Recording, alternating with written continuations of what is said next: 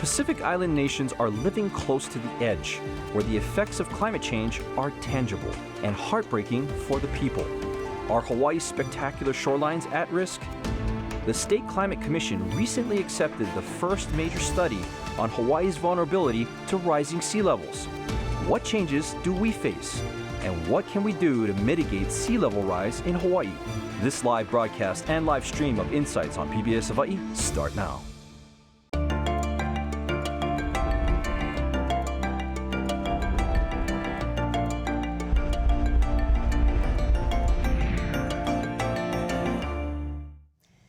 Aloha and welcome to Insights on PBS Hawaii. I'm Laura Yamada. Well, many believe there's no denying that the warming of the atmosphere and oceans have caused sea levels to rise, putting areas of our shorelines at great risk. And that includes some of Hawaii's most iconic places. The State Climate Commission recently accepted the first major study on Hawaii's vulnerability to rising sea levels. The Sea Level Rise Vulnerability and Adaptation Report is the first comprehensive description of where we are today with projections for the future and recommendations on how we might respond. So our guests tonight include individuals who helped develop this report and who have been studying the impact of climate change on our island state. Now we realize not everyone agrees on the subject of climate change and sea level rising. So we welcome all questions and comments tonight from those of you joining us for this conversation. You can email, call, or tweet your questions, and you'll find a live stream of this program at pbshawaii.org and the PBS Hawaii Facebook page. All right, now to our guests. Dr. Chip Fletcher is the Associate Dean for the Academic Affairs and Professor of Geology and Geophysics at the School of Ocean and Earth Science and Technology, University of Hawaii at Manoa. Shelley Habel is a PhD student in coastal geology at the University of Hawaii. She has traveled worldwide to study the impacts of sea level rise. Matthew Gonzer is the Coastal and Water Program Manager with the Office of Climate Change, Sustainability and Resiliency with the City and County of Honolulu, new office. And Sam Lemo is the Administrator for the Office of Conservation and Coastal Lands in the Hawaii State Department of Land and Natural Resources. All right, Sam, so let's start with you. Let's talk about this report that we just mentioned. Why did it happen, and what are the goals of this report? Thanks, Laura, and it's a pleasure to be here tonight. Well, just to give you a little background, this report grew out of a legislative effort that began in 2014 with both the House and the Senate sort of signing on to an omnibus bill, which essentially tasked DLNR to write a sea level rise report. And that effort then sort of changed into Act 32, which was passed in the 2017 legislature, which reaffirmed our commitment to write this report. And so we actually finished the report in December of 2017, and we delivered it to the Hawaii Climate Commission, and they accepted it. The report essentially has four components. It has a science section, it has a modeling section, it has a vulnerability assessment incorporated into it so that we can understand what the impact of sea level rise will be to our coastal communities, to our roads, infrastructure. And it also has a series of recommendations. So it's a very comprehensive and thorough report, and we're very proud of it. And you mentioned this is just in December that this happened. So, legislative kind of kicked in, a legislative session. So there's still a lot of sort of discussion as to kind of where we move forward with this report right now. But it creates some definition. Yeah, no, the first thing it did is it defined the problem for us, which had not been done before. So we basically modeled the extent of sea level rise using geographic information system tools, so we can see what areas of the state are going to be exposed to sea level rise, which will cause greater erosion, greater wave inundation, greater flooding. And those maps are available online at the University Pacayos online viewer. So in addition to that, we basically said what structures and property within this area are going to be impacted and what the cost of that is going to be. Very interesting work that was sort of behind that. And then we provided a series of recommendations, and so we very much defined the problem for people. We've given people some ideas on what we can do about it, so now we have to actually go to work and actually do the hard work of implementing the necessary changes. So you've been, Chip, you've deeply involved in this for a long time now. Talk a little bit about how you went about putting the study together, well, both of you, and also sort of methodology, so the science behind building the evidence and the structure that you have in this report. So there were essentially two phases. One involved my research team at the University of Hawaii, where graduate students and technicians and postdoctoral scholars modeled the impacts of rising sea level at different scenarios at 6 inches, 1 foot, 2 feet, and 3.2 feet of sea level rise. We developed new models. We took advantage of existing models that were available from the engineering community. We applied them in unique ways. This is the first time that modeling of sea level rise looked at annual, recurring, chronic problems, persistent stresses on the community. Most other states, in fact, all other states that I'm aware of, have looked at the impacts of major storm systems under higher sea level. We looked at the regular waves that we see arriving on the south shores and the north shores and the windward and leeward sides of our islands year after year.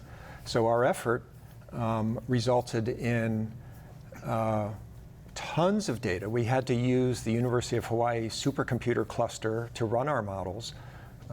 We ran waves up on the shoreline and looked at how they penetrated and flooded landward under these scenarios of sea level rise. We looked at how groundwater would rise with rising sea level and create new wetlands in areas where we live, how water will come out of the storm drain system, the gutters and manhole covers that we're all used to seeing in our communities.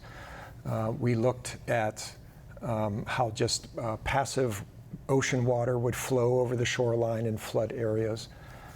And we also looked at how shorelines would change through eroding the land with rising sea level. You know, and I think that for most people, they have seen or remember watching or can recall portions of what you're talking about at different points in time, whether it be stories and reports about the erosion in Waikiki Beach, or maybe what's happening out on the North Shore. But this is very comprehensive. This really is kind of the everything in the kitchen sink as far as putting it all together. Why was that so important to make sure you went through every aspect of it in this report? We want it to be comprehensive. We wanted all communities in the state to have the information they need to plan to adapt to this problem, because this really is a launching pad. Yeah, this is a locomotive coming down at us. It has been slowly arriving into our lives, as you said, in the form of high waves running over the Windward Highway over there once a year, erosion over here occasionally. This is all going to accelerate. It's going to become a major part of our lives in the coming decades. Now, Matt, because of what's been happening here in our state, your office has happened. Tell us and remind people about the new office that formed with the City and County of Honolulu, why it happened, and what your focus is. Again, thanks for having us this evening. So the office was created via a city charter amendment, and that charter process is once every decade.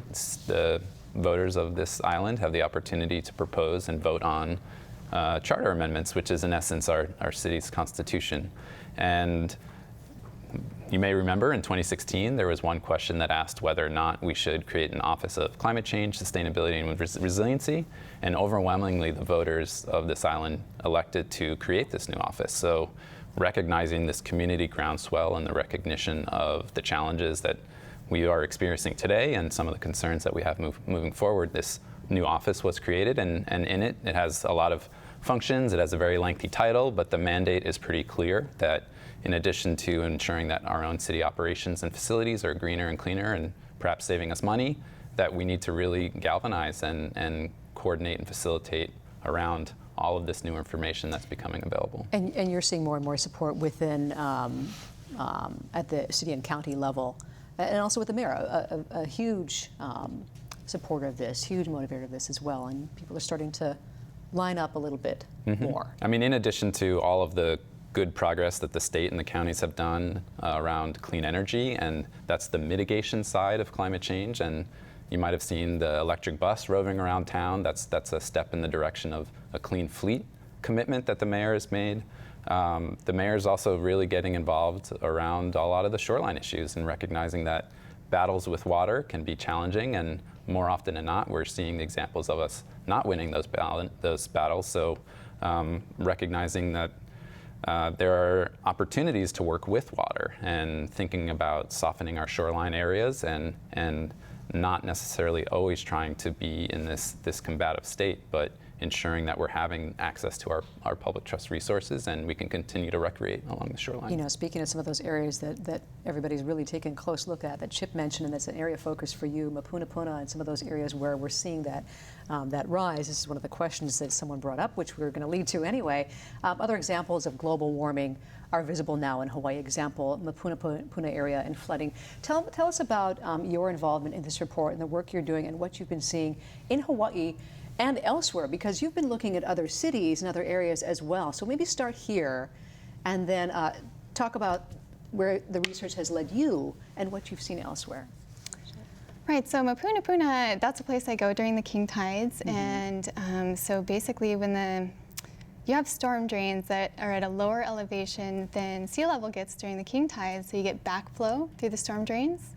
You also get groundwater that's coming up above the surface of the ground, creating wetlands, urban wetlands. So those are the two things we're seeing in Mapunapuna right now. And I guess, you know, that's an important distinction for people that I'm not sure everybody understands, is when an area like that becomes a wetland now. Explain to people a little bit more what that means and why we need to understand why that's happening in an area like that, and then also what it's going to mean for other areas, because this is something that's obviously a very serious issue. Sure. Well, wetlands, yeah. Waikiki was once home to one of the greatest, wonderful wetlands. I think people forget that, yeah. that Waikiki used to be a wetland. And so it's just basically a place where you have high water levels that reach elevations above ground. And so you have certain ecosystems that flourish there. And what we did during what was done during the last century was, in order to develop, a lot of dredge materials was placed on land in order to build on. So it created some dry land for a while. But as sea level increases over time, we're going to start seeing those wetlands show up again. And unfortunately, like we've paved over a lot of this stuff, so it's going to be urbanized. In some places there have been spills, like chemical spills and stuff. So this groundwater, it's not pristine, wonderful groundwater we're going to be seeing. It's going to be, you know, it's going to be... This really is it's a precursor to what, if the trend continues and we don't change our behavior, or at least try to help the situation, we're going to see in other areas a lot more.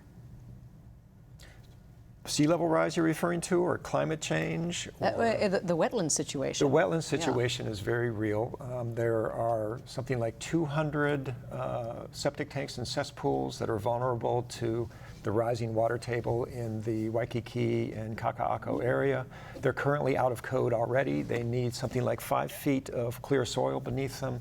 And the average elevation of the water table in Waikiki at high tide is only 2 feet below the ground level. So at the highest tides of the month, we are 2 feet away from wetlands developing throughout Waikiki. And 2 feet of sea level rise is projected, in the worst case, to happen by mid-century.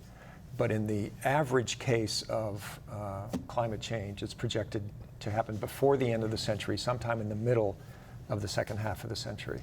So we're looking at a matter of decades before we start to see these wetlands form in Waikiki and other urbanized areas. So we're seeing examples of what's likely going to happen elsewhere in areas like Mapunapuna and whatnot, but you also saw it in areas around the country. Tell me about what you've seen in other cities and why we need to take note. Well, along the East Coast, the sea level, it's rising at a more rapid rate than it is here. That's partially due to the land's subsiding and because sea level is rising a little bit faster there. So what we're seeing over there is basically what we're going to be seeing in a few decades. So places like Norfolk, Virginia, they're seeing, you know, that's the home of one of our biggest military ports. And Wow. at high tide, there's times where it's difficult to get vehicles in and out. Really? They're pretty worried about Norfolk, yeah. See, that's not an area I would have thought of necessarily. And you think of areas like Miami and whatnot. And you talked about how they're already doing some pretty serious investments in infrastructure to try and deal with that. Yeah, in Miami, they're actually, anytime they go in and raise road or repave roads, if it's a place that regularly floods, they'll go ahead and raise the roadway.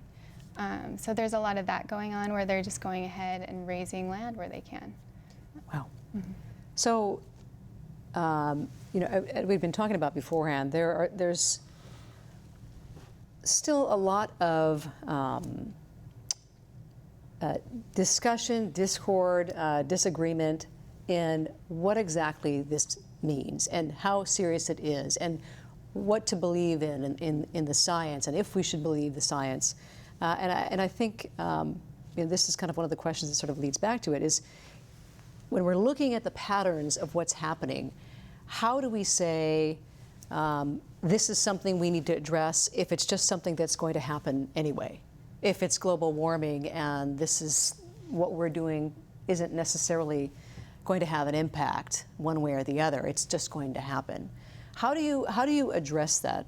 How do you explain to people what you know and why we need to continue to pay attention? That is something that we can have an impact on. We have, through our inaction in the last 2 decades, committed ourselves to a great deal of warming on the order of 2 to 3 degrees Celsius. Despite that, if we continue the inaction, we are looking at 4 to 5 degrees Celsius. At 4 to 5 degrees Celsius, major parts of the world surrounding the equator become unlivable because of a crisis of fresh water, a crisis of famine and heat waves, where literally it becomes too hot outside during the summertime.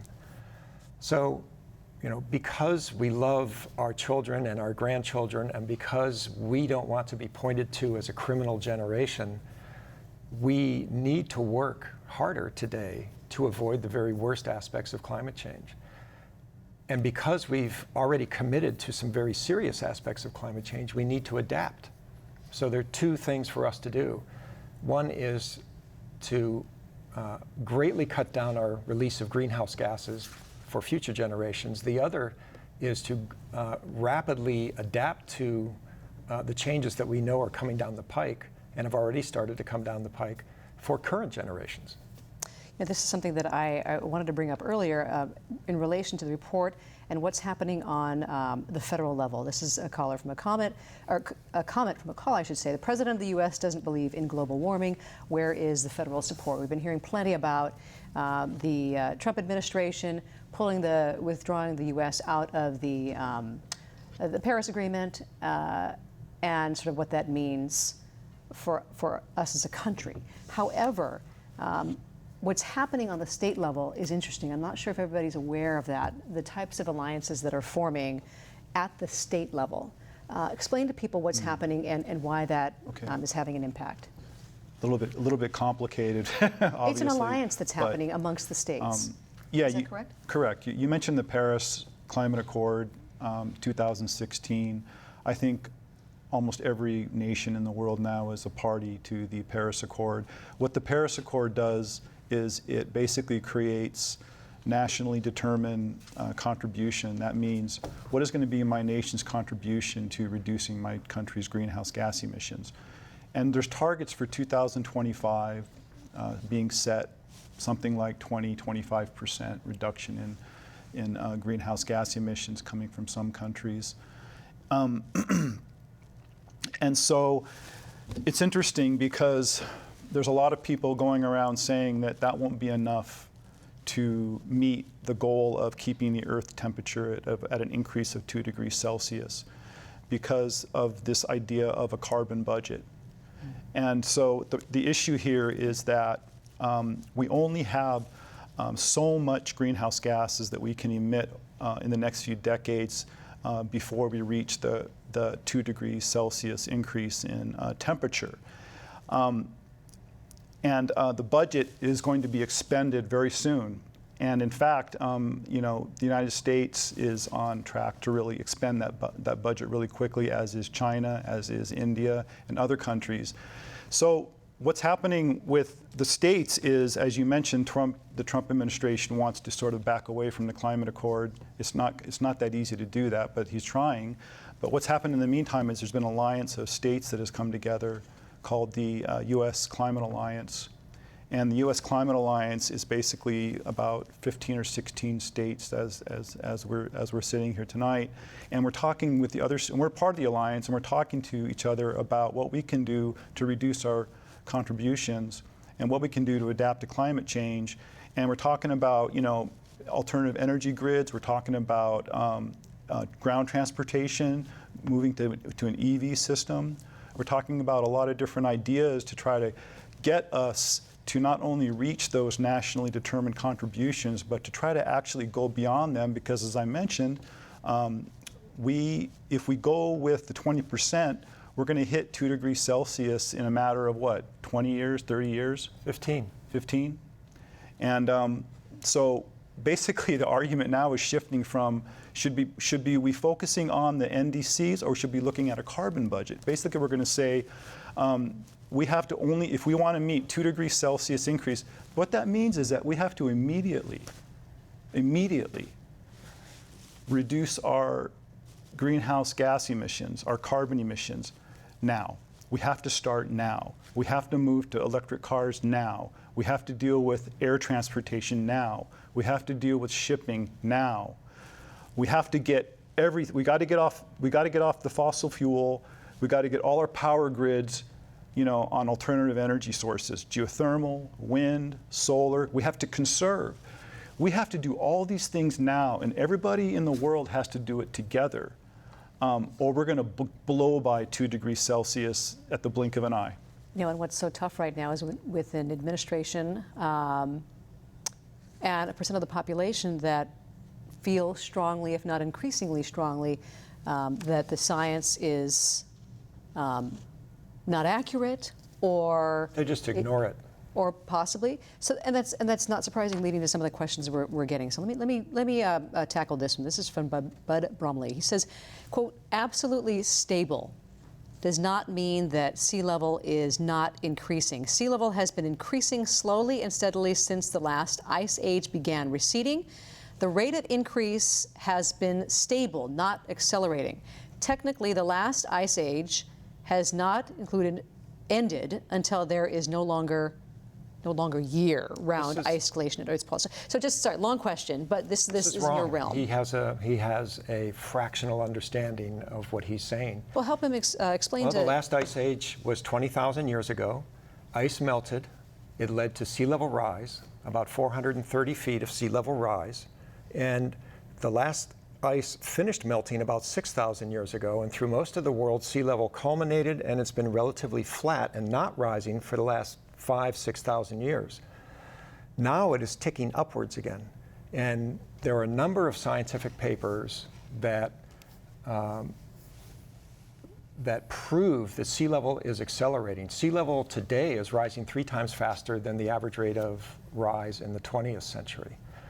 Now, natural climate change, we understand very well, as a result of variations in Earth's exposure to sunlight, because the axis of Earth's rotation shifts over the course of tens of thousands of years. This leads to ice ages, it leads to warm periods. We understand natural climate change very well.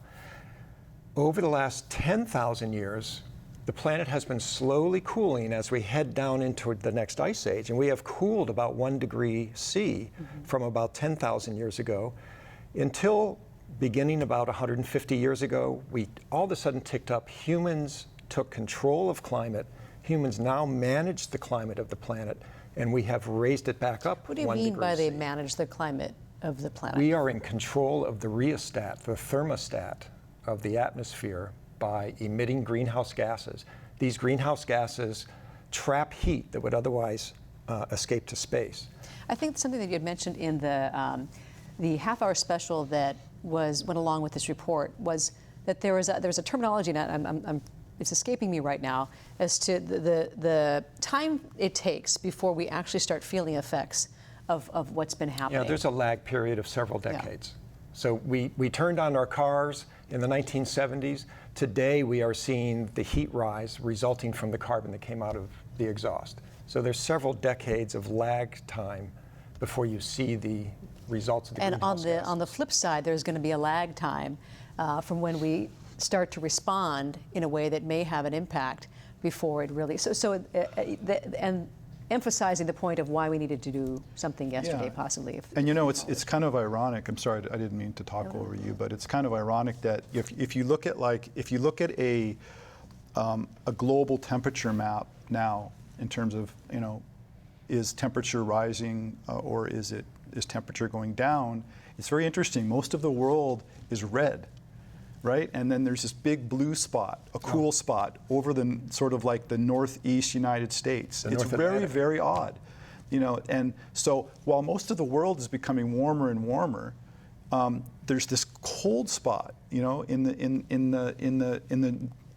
U.S. Northwest. Well, Washington is in there. So that might be one of the reasons why, you know, the administration is not embracing this idea. But I wanted to just say one other thing about that is that the 16 or 17 states that are part of the Climate Alliance represent like the 9th biggest economy in the world, right? It's California, it's Washington, it's Oregon, it's Hawaii now. We're holding our own out here in the Pacific. And so it doesn't really, I mean, without, you know, no disrespect meant, but, you know, despite what Washington isn't doing, we're going to make changes that are going to have a major impact on greenhouse gas emissions by the actions of the alliance members, you know. So, and we're going to get more alliance members on board as you know, the years go by. So, the issue that the administration can hurt us on, of course, is the broad-reaching policies, right, that they embrace or don't embrace regarding greenhouse gas reductions, regarding investments in alternative energy, or not giving tax incentives for various types of efforts that need to get sort of helped along. So, but my point is, we're moving ahead despite what's going on up there, and I think we'll be fine. Go ahead. I just wanted to comment. Obviously, the levels of government are very important, and the state has been a strong leader, but the counties are also benefiting from that strong leadership.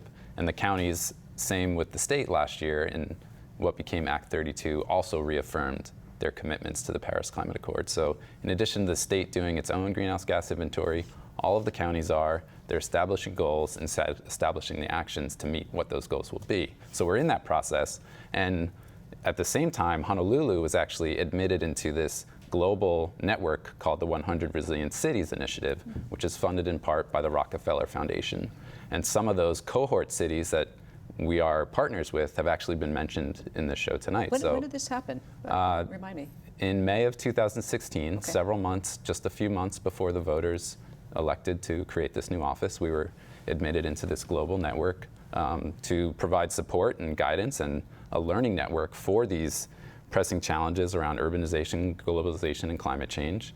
And we're cohort with cities like Norfolk, cities like New Orleans, cities like Miami, Greater Miami, and the beaches. And we're all learning with each other, recognizing that the action happens in these places and in these cities, and there is no period of lag.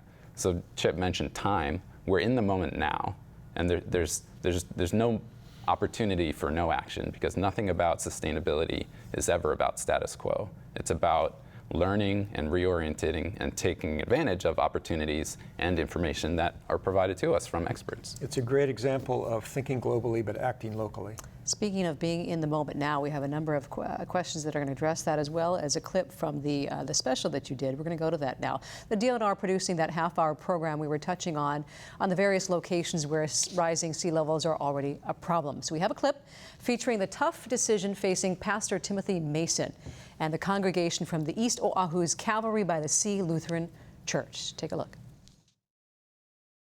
We are feeling the effects of ocean rise.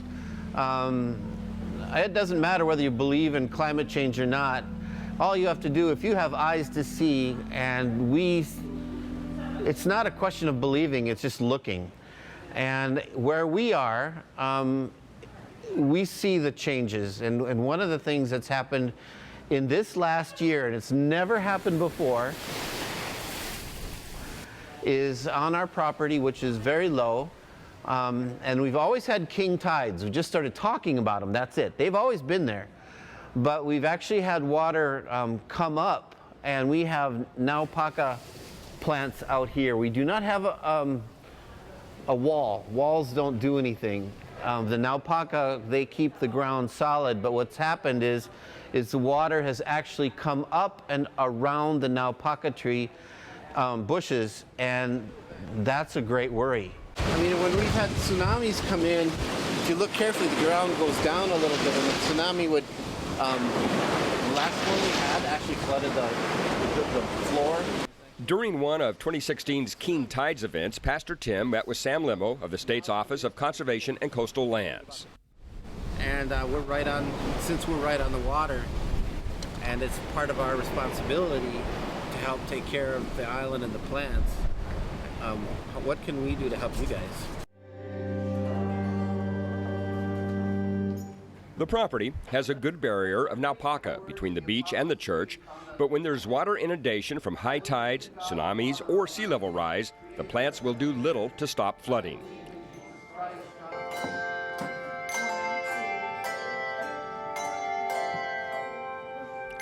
Adaptation in this church's case probably means moving away from the coast. That means making some hard and expensive decisions sooner rather than later. A decision would have to be made, I think within 10 years, because I don't want to be cynical, but property values, who's going to want to buy property that they know in 20 years is going to be underwater? What's that going to do to the real estate market? And how would that affect if the idea for us to move, it's going to be very expensive. Right now, this property is worth millions, but in 30 years, it's going to be worth, well, we don't know. It's going to be underwater. A couple houses up the valley, they're going to have beachfront property in their living rooms. 10 years, we have to make a decision, because 30 years, my prediction, this will probably be uninhabitable. So big concern for his area there on East Oahu. We've been talking about some other areas as well that right now we are seeing the impact. So let's talk about some of the other areas. A lot of the questions we have too, talking about some specific areas and their concerns. Maybe how many communities would you say at this point? I don't know if you have a specific number, a rough estimate, that are experiencing something similar to what we saw there with the Cavalry by the Sea. Anybody want to throw out either some numbers or some thoughts on that? In terms of rates or? Similar situation to what we saw there with Cavalry by the Sea.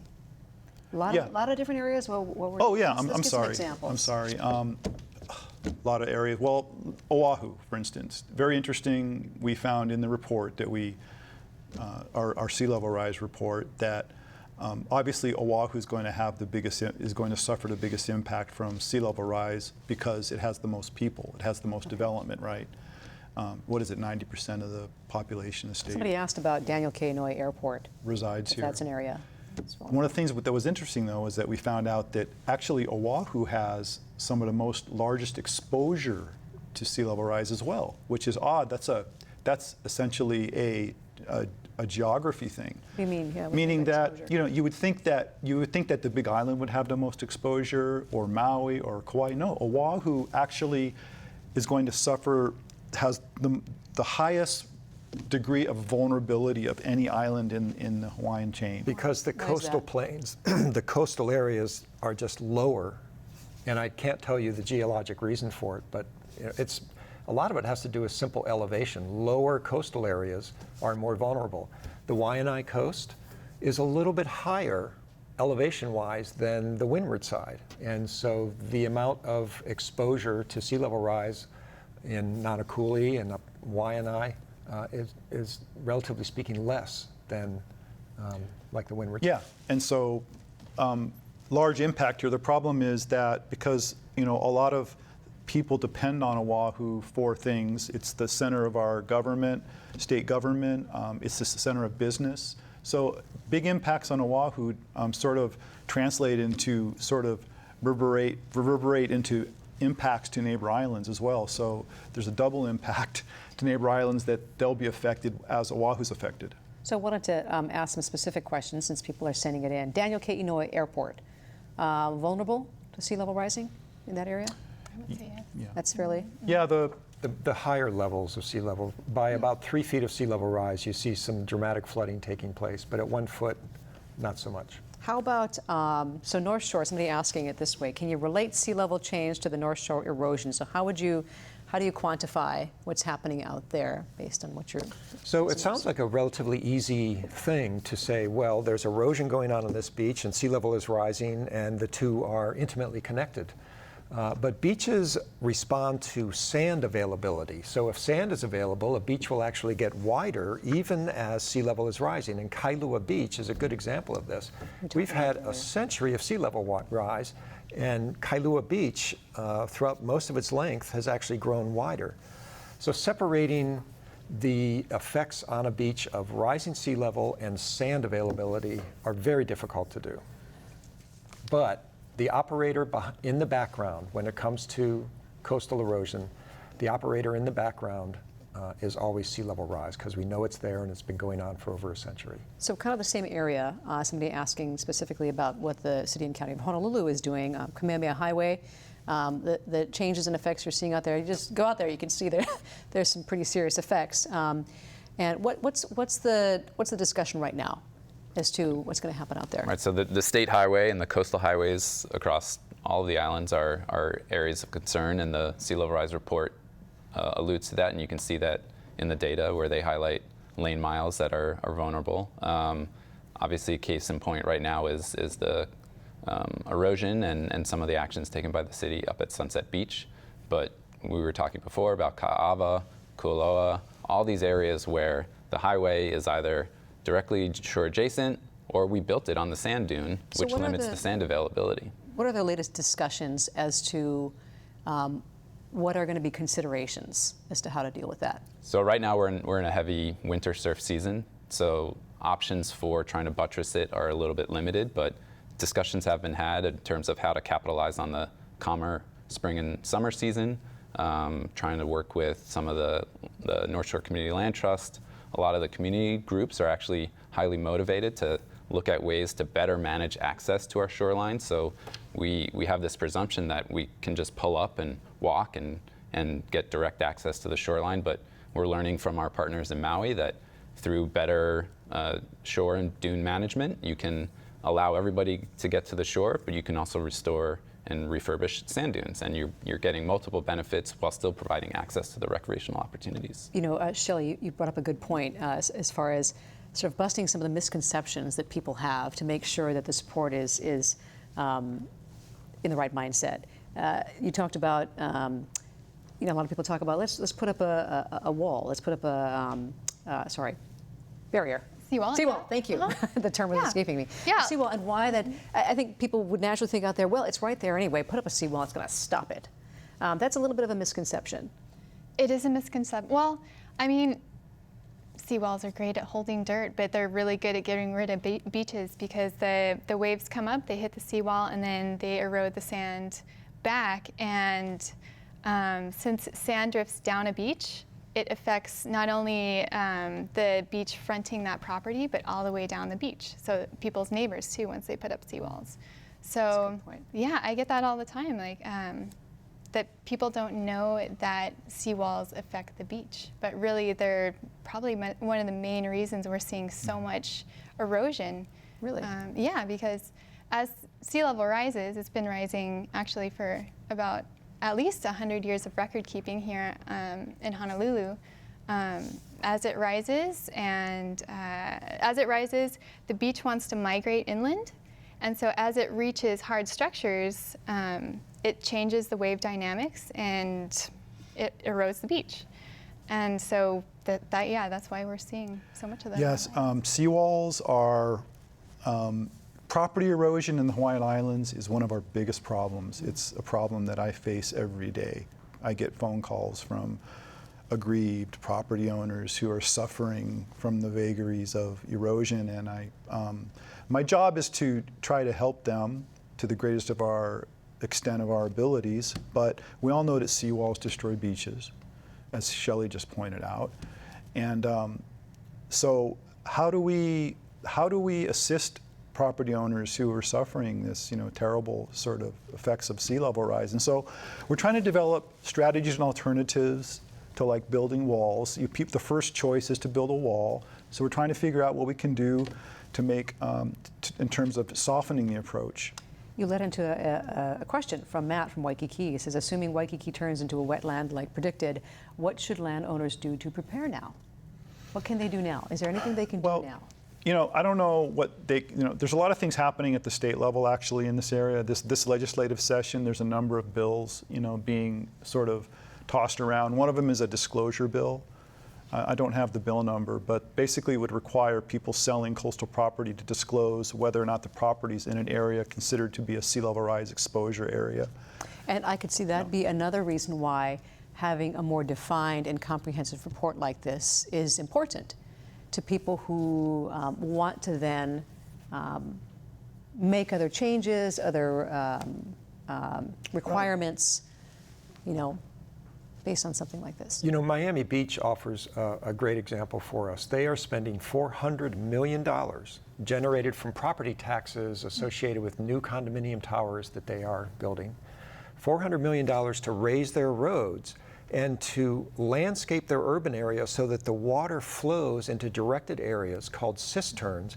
In the cisterns are pumps that both clean the water and pump it back out into the lagoon behind Miami Beach through a series of flapper valves. So the water gets pumped out, but then the valve closes and seawater doesn't come back in. They are aware that sea level is going to rise at least 3 feet. They are prepared for it to rise 5 to 6 feet, and they are engineering their entire city and raising it. Wow. And they're dealing with all the issues. So they are a good example for us to look to with the question that Matt asked, what is Waikiki going to do in the future? But ultimately, we know that sea level rise doesn't stop at 3 feet or 6 feet, and at some point you can build walls and raise structures, but the situation becomes untenable and unlivable. And so we have to maybe we don't have to think about this today, but it's something that might dwell in the back of our minds, is that we might have to move whole settlements away from the coast. You talked about making sure that as we move now and as we move forward, that this is incorporated into all of the planning process that we do. And a couple of people brought up the rail. If that's been incorporated into it, if that's something that should be incorporated into it, and if that's something that could have an impact. I specifically don't want to talk about rail. A little too. I will talk about anything else but rail, if you don't mind. Okay, no problem. Actually, this is an important one too. I can comment on rail. They are well aware. The planners associated with rail are well aware of sea level rise. So many politically charged tentacles. They are well aware of sea level rise, and they are taking it into account when it comes to their planning for transit-oriented development. Thank you. Short and concise. All right. Let's talk about something that I think is an interesting topic to talk about, too. And this was included in the report as far as culturally, how to get different communities involved and different aspects involved, and that are going to be impacted and can actually play an important role that maybe not everybody's thinking about. So this says, caller hears a lot about modern science, the need to team up with ancient science Hawaiian practitioners to find solutions. I guess that's sort of their hope. Where is that going now? It was mentioned in the report as far as bringing in the cultural aspect. Preserve Native Hawaiian culture and communities, and it was a specific recommendation in the sea level rise report. It was a very difficult section to write because people aren't really sure what we should do about it, because a lot of our cultural resources, our cultural traditional landscapes are located along our coast. Native Hawaiians certainly had settlements on coastal areas, and so you have a lot of culture in those areas. Fish ponds, villages. You have many of the heiaus are located in these areas, and they're going to be impacted by sea level rise. And so how do we preserve that tradition for future generations? Do we actually move sites, or do we sort of like have really, really thorough and in-depth sort of like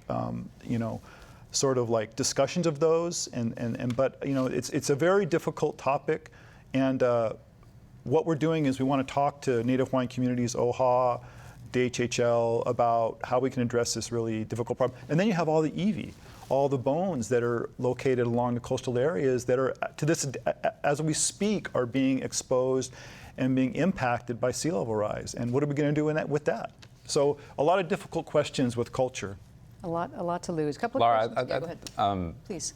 I think mostly just because of organizations that I've worked with in the past and still work with now at the city, particularly in the Hawai'i watershed, to the point of the science, the keen observations and being on the ground in these places is critically important. And the partnerships that they are making across the state, whether it's these fish pond hui's or otherwise, is a testament to the grit and the resilience of recognizing challenges and tinkering and adapting. And some of the practitioners, it's fortunate because they're all kind of old classmates in the Hawai'i watershed, and there's these different nonprofits, and they kind of joke that if that fish pond, if we can't keep raising the wall, our fish pond's going to be up in the wetland. And it's offered as a joke, but it's not. You know, if we make space and we plan and we anticipate and we provide the opportunity to continue practices, then it perpetuates. And we learn from these things, and we can continue to adapt. So long as we are proactive. And that's really what we're being talking about here and beyond. That very well said. One of the big lessons that I take from Hawaiian culture is to observe nature and then to work with nature. But unfortunately, we have developed these islands through a Western lens, and along our shorelines, it's about pouring cement and planning and developing as if nature is not moving. We haven't observed nature. We haven't seen how the shoreline works. If we can convert to a more flexible sort of coastal development that recognizes natural patterns and build those into our planning, into our development plans, I think we're going to be a lot happier in the future, and we will be able to preserve the ecosystem, preserve public access, and preserve open space, which are the three goals of our coastal zone management program. Well, I'd have to throw out some pretty charged comments here, because it's, there are a lot of different opinions out there, a lot of different forces that are pushing and pulling and how we move forward, no doubt. One comment: climate change is not caused by man, it is a natural phenomenon. Another one: isn't global warming just a symptom of overcrowding on Earth? And I'm going to throw one more at you. This is from Bud. There is a sense in some scientific communities that climate and sea level science has been completely politicized and hijacked by an activist agenda and has become, quote, a quasi-religion. Any comments on this? These are the numerous opinions that are out there that are all in this arena. I just want to start it out with one comment. The one in the middle is correct. And about overcrowding. Well, look, this is a very sensitive subject, and people don't like to talk about it. It's population. We talked about population all the time in the 70s. You have Ehrlich and Malthus. We talked about the population issue. The reason we have climate change and global warming is because of population. People emit greenhouse gases, right? And a lot of people emit more greenhouse gases. This is the interesting issue that we're facing today. Population is going to increase by 25% by 2050. That's 25% more human beings on the planet. That's a lot more greenhouse gas emissions. How are we going to meet those targets? Very challenging situation. Now, I would like to defer to Chip in terms of answering, the question regarding the source of greenhouse gas emissions. Just an additional caveat: a small percentage has and continues to contribute the largest percentage of greenhouse gas emissions. Very true. Globally. So we certainly don't want to just make a blanket statement around population all across the world, because the effects are disparate. Worldwide, we use the equivalent of 1.5 Earths every year.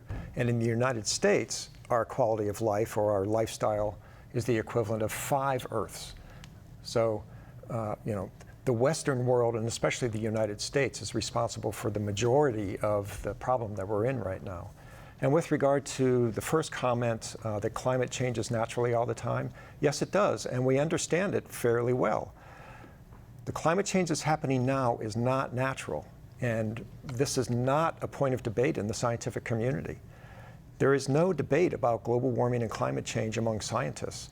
The discussion among scientists is what will it look like locally? How quickly will it happen? Not that it's natural or not natural.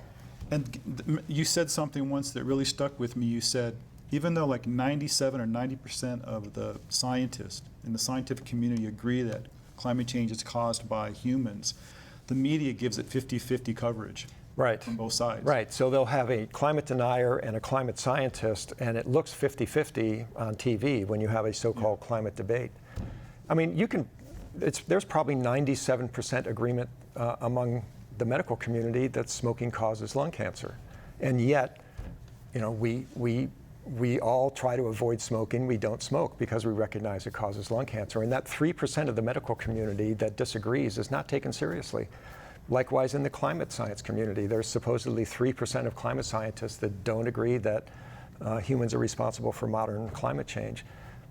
The rest of the scientific community doesn't take them seriously. They're not legitimate scientists.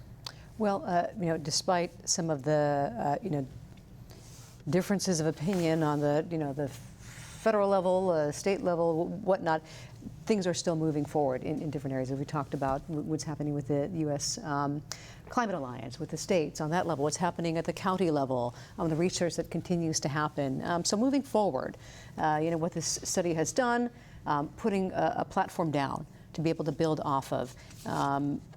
I'll get your comments on that in just a moment, but let me get to a couple more quick questions. This is from Mary from the Windward side saying, will they be having a meeting about sea level rising or any announcements sometime soon? People are looking for areas to focus on where they can get more information as we move forward.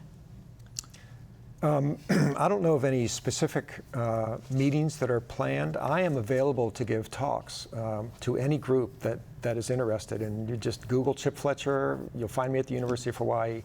I give several talks a week outside of campus. And so I'm happy to answer anybody's questions with regard to this problem. I know the same is true with the Sea Grant organization where Shelley is going to be employed, Department of Land and Natural Resources, the city. We have a website, and people should go to it. It's called the Hawaii Climate Change Portal, and we have announcements of meetings on there. Let me make sure I get to this on the county level too. So what's next, Matt? Where do you take it from here? So I mentioned the office is new, and we have some of this additional support and capacity from the Rockefeller Foundation. We've actually we're doing a roadshow to introduce the office and collect people's perceptions around concerns of these shocks and stressors. Actually, I don't know where in the Windward section, but folks in our office were at the Kaneohe Neighborhood Board just this evening to introduce the office and do a survey. Through this week, we've gone to 17 of the 33. We're going to go to the rest through the end of May, because this feeds into our process of development of a resilience strategy. And this would be a new concept and a new document. And this is just the perfect time with all of this new information to take an honest and hard look. We can't sugarcoat the challenge in front of us, but we have the tools, we have the passion, we have the community participation to face this head on. And it's, again, inaction is just not an option. And as human beings, we find ways to thrive and move on. And that's really what we're trying to drive home in the communication around the resilience strategy and just acknowledging these shocks and stressors and then reassessing how we move forward. And so, Shelley, you're continuing with the research that you're doing as well, because this is obviously just in the middle of the process here. That's right, yeah. So, yeah, I'll be taking a new job at Sea Grant in DLNR. But I'll be continuing my research on groundwater inundation and on storm drain failure. Yeah, so I'll be around. We've just got about a minute or so left. I just want to make sure I give the two of you a couple of last comments about what your focus is now. We've got this report out. The legislative session is in the throes of things, and we're moving toward the next step. Yeah, the next step for me is use the Hawaii Climate Commission to basically, and the City Commission and the various sustainability offices around the state to promote these ideas, right? We need to get people to be comfortable with what we're talking about if we're going to see any real changes. We need to get people to understand the benefit of driving electric cars, traveling less, perhaps, of engaging in conservation, and holding your politicians and your business leaders accountable. to make those necessary changes. We've got about 20 seconds left. I would echo what Sam said. I think public education is extremely important, and we have a series of public service announcements with regard to wearing seatbelts, with regard to smoking. I think we should have PSAs with regard to climate change. People need to become comfortable speaking and hearing about these problems. That way, everybody will be moving in the same direction. We'll all have the same level of informed decision making. Thank you, all of you, so much for being here. Such a big topic, hard to get to everything in the questions. We got to a good amount of them. So mahalo to all of you for joining us tonight, and we thank our guest, of course, Dr. Tiff Fletcher from the University of Hawaii School of Ocean and Earth Science and Technology, Matt Gosner from the Honolulu City and County Office of Climate Change, Shelley Habel, a PhD student from Coastal Geology at the University of Hawaii, and Sam Lemo, Administrator of the Office of Conservation and Coastal Lands, DNR. Thank you so much, all of you, again, for being here and being out there in the community and making sure we continue to talk about this and move forward. So important. All right, next week on Insights, early Saturday morning, January 13th, burn in our minds. The false alarm alert from the Hawaii EMA may have been a wake-up call for everyone. Join us next week. We will have representatives from the DOE, Department of Transportation, and the Hawaii Hotel and Lodging Association. And the State Hawaii Department of Defense will be here with an update on major changes for the Hawaii's emergency management agencies. So 4 organizations with critical roles should Hawaii ever be the target of a nuclear attack. Next week, right here. I'm Laurie Amata for Insights on PBS Hawaii. A hui hou.